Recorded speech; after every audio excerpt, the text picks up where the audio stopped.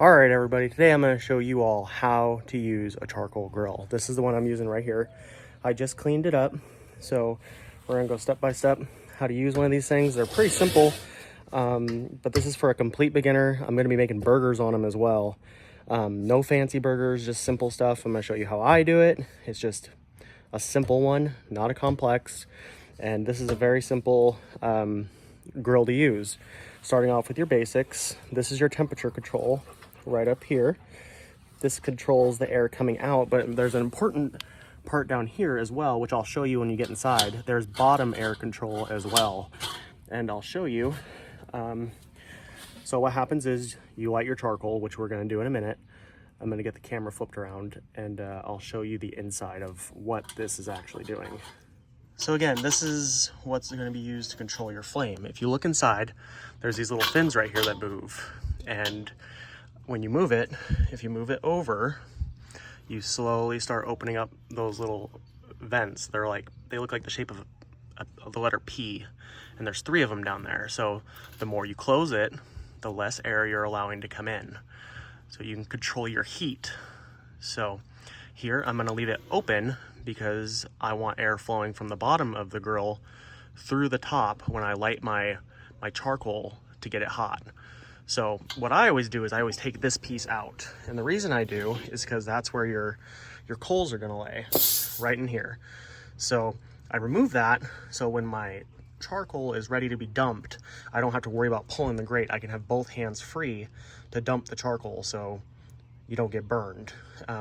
Not saying you will, but it's instantly self-critiquing when you do. So I've gotten pretty close. So I put my chimney and stuff right here so I can just dump it. So I'll show you how to do that. So this is your chimney. There's a lot of different ones out there. This is just the most basic one. I've used it a ton. So we're gonna get this filled up with charcoal. You can use different kinds. There's lump, there's the briquettes. Both work great. The only one I recommend you stay away from that I personally don't like is the match lit, because I feel like it kind of taints your food. That's just my opinion. I'm sure other people are gonna like it. I don't use it. So I'll show you what we're getting ready to use and I'll get it dumped in here. So this is what I'm gonna be using. I'm gonna be using the briquettes. It's a Kingsford original. There's no match lit in this. So I'm gonna fill my chimney all the way to the top.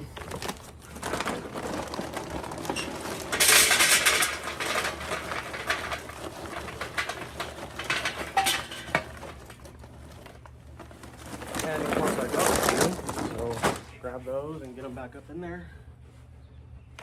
Then I gotta go get my fire starters and I gotta go find those. So I'll be right back. So I've been using these things lately. It's called Fast Fire, and you just leave them in the wrapper and you start it. I got my lighter, obviously. I've used tumbleweeds before, and I've used those for a long time. They work good. I've just been using these because I like them, but both will work just as easy. So you take one of these out, leave it in the wrapper, put it underneath your chimney right here, right underneath there, and you start it. So I'll show you what that looks like. Again, I want you to take note that I have my bottom vent completely open so air can come through and get your charcoal hot. So get this down. That was a horrifying noise. Then you just come, light this. It gets going. Put your basket right on top. Now this is gonna take, 15, 20 minutes. They're gonna start smoking and you're gonna wait until the top gets ash over. And there's a lot of smoke, so you wanna get it out from underneath your coverings like I have right here, and you want to get away from the house at least a little bit during this stage. And then again, I'll show you what that looks like when it's ready to be dumped. So again, when the top kind of starts ashing over, you want all the charcoal pretty close to being lit. Doesn't have to be, but you want to wait a good 15, 20 minutes or something like that. So we'll fast forward to when we get to that point.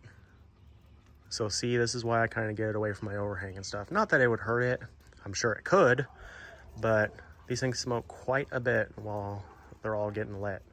So again, let this go. You're definitely going to wait probably until the smoke is completely calmed down. Show you what that looks like. So as you can see, the smoke has kind of died down a lot. It's not nearly what it was when it first started, and the flames are starting to come to the top. We're not quite there yet because the briquettes are still kind of black on top. They're not all going to get lit, but it's okay because it'll get lit when you dump them and they're all next to each other. But we're still going to keep waiting a little bit longer. It's probably been about 10, 15 minutes at this point.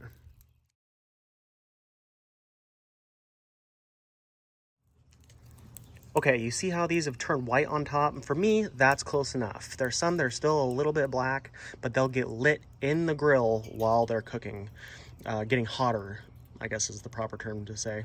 So I'm gonna dump these. My next piece of advice that I'm gonna say is use a glove. These are the safety gloves. Again, you don't have to. I'm sure not everybody does, but when you burn yourself once, it's instantly self-critiquing. So I'm gonna get this glove on and I'm gonna get it dumped. Now you can do a hot and cold side. So you can dump these off to the side, either side, so you create a zone. Me, when I'm doing burgers for this one, I'm just gonna dump this right in the middle because then I'll have the outer edge as my cold zone. So let's get these dumped and I'll show you what I mean. All right, so I use my glove, I just come up and I dump them near the middle. Dump some of that out. See how all those sparks come up? They're instantly self-critiquing, like I said. Get those going in the middle. There's one more in here. Get this over here. You're gonna get your grate back on. They don't all have to be super close to the middle. You can rearrange them so they're closer because some go near the edges. Not that big a deal. I'm gonna get this on. Now I forgot to mention, once I dump this, I usually come below and I turn those fins a couple times to get some of the ash that fell from these down into the bottom where this ashtray is. So I'm gonna do that uncovered, but those fins in there will move and make all that ash fall. So, I don't know why I'm chewing on that. But yeah, all that will go through. Now we're gonna get this on top and let it heat up. I have both vents completely open right now to get more heat drawn through. So you're gonna let it come up to temperature a little bit and then we'll get some burgers on here. But first, like I said, to get ahead of myself, I'm gonna grab these fins, like I said, move them around a couple times, and then I'm gonna leave it open still, so both are completely open. Okay, so now that's been heating up a little bit, I got my spatula ready. I'll get this off to the side. I'm gonna clean my grill a little bit. I just cleaned my grill, so there's not as much ash at the bottom. If you've been using it, make sure you shake those fins, like I said. Then I'm just gonna come up and clean this up a little bit. Again, this isn't that dirty, I just cleaned this. There we go, that's good enough for me because I just cleaned this thing a lot. So now, what you're gonna do, I might need to move the camera a little bit closer. Yeah, I'll move it a little bit closer so you guys can see. All right, so here we go. There's my coals. You can see them, they're in the middle. Now with burgers, I put them along the edge because the problem is if you put them too close to the like directly over the coals, it's gonna get too hot too quick and then you're gonna be tempted to flip them before they're ready. You want these to cook a little bit so you don't have to flip them while they're not ready and they're still like soft like this. So we're gonna get our thing over the top and we're gonna let this go just for a little bit. You can check on it as much as you want, but understand every time you open it, you're letting the heat out. We're trying to indirect cook right now, but we're still close to the coals to where we get some flame hitting them. So just gonna let this go for a little bit. We'll check on it in a couple minutes or so and I'll show you what we're working with. Another tool that I'm gonna show you that is essential, to me it's essential. It was life-changing for me when I started cooking. Get a good thermometer. I've been using this one for so long, it defeats the guesswork out of cooking, okay? Look up safe temperatures for pork, safe temperature for beef, safe temperature for anything, and it'll tell you. I'm gonna cook my burgers pretty close to all the way through, which is around the 155 degree mark, somewhere around there. Then I'm gonna pull them off. I know some people are gonna like theirs done less or done more. That's where I'm cooking mine today, okay? So you can do that with yours if you have this. So then from there, I'm gonna add cheese. But again, we're gonna work through this. I'm letting these cook a little bit and then I'm gonna flip them. All right, so I cracked my heat back a little bit because I'm getting a little hot.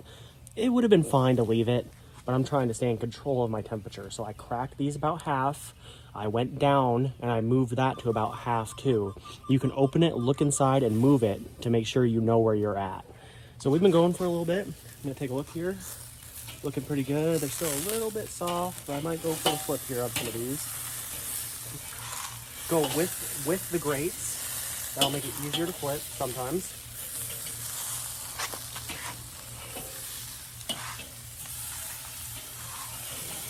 Awesome. And then when you get closer to the end of your cook, you can put them over the coals directly if you want more of a sear. That's gonna make it so your burgers are more done and less likely to fall apart on you doing that in the early stage because you're too hot. So I'm gonna hope that makes sense. So I'm gonna let these go a little bit longer, and then we're gonna get to the point where we can put them in the center and not have to worry about them breaking, and I can flip them until they're done how I like, and then we'll add the cheese. Okay, now here's my advice to you when you're checking the temperature of your meat, okay? You wanna get it off the grate when you check the temperature because you're gonna get a false reading from the charcoal underneath that's hot. So take your lid off. Got my temperature reader, quick scoop, bring it up. And we're at about 132. Some might cook faster than others, probably pretty close though. 135, so we're getting there, right? So we're getting to the point where now I'm gonna put them a little bit closer so I can get some more color on them. And we're gonna let those go for a little bit. All right, so a couple minutes over the coals, maybe not even a minute. Flip them, see it's turning out great. Getting a little bit of color, not a lot.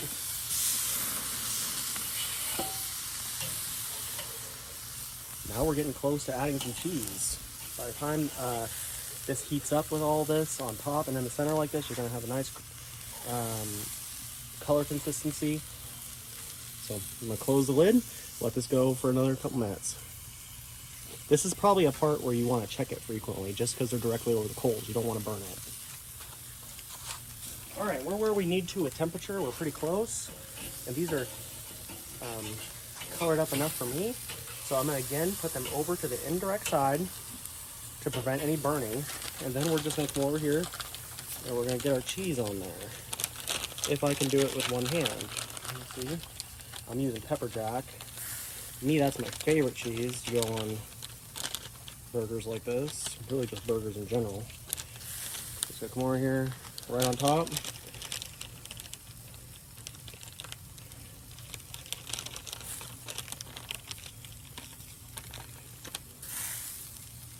And this doesn't take long at all. This is super quick. With the cheese part at least. It probably took about, I don't know, 15 minutes to cook these, somewhere around there. I mean, I'm just totally guessing. I wasn't timing myself or anything, but my point is it's pretty quick. And I know some people are probably going to be like upset that I didn't do a more sophisticated burger, but this is again just simplicity, and these taste great. You know, you can use whatever seasoning you want on them. So there we go. The burgers are already essentially done. Now we're just melting the cheese. So we're gonna get this back on top. Probably check it in like a minute, and then they're gonna be done. All right, so about a minute, and there we are. Then come over here, get your plate.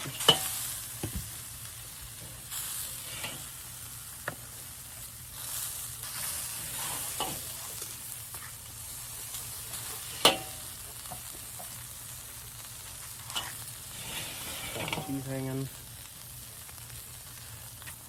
that's it. So now I'll get this cut off and I'll show you how to turn off your grill. Okay, so to get this thing turned off, all you do is you close this vent all the way. I'm not going to because I'm going to clean my grill with a scrubber real quick. But you'll close your top vent, then you'll come down here, right where this one was, where I was showing you, and you close it all the way. Again, I'm not going to because I'm going to let it heat off what I cooked on the grill, and I'm going to use my scrubber to clean it while it's hot because it's a little bit easier. You don't have to. That's what I'm going to do. So again, close this all the way, close this all the way. The thing about charcoal grills is it's entirely fed by air. So that's how you do it. Super simple.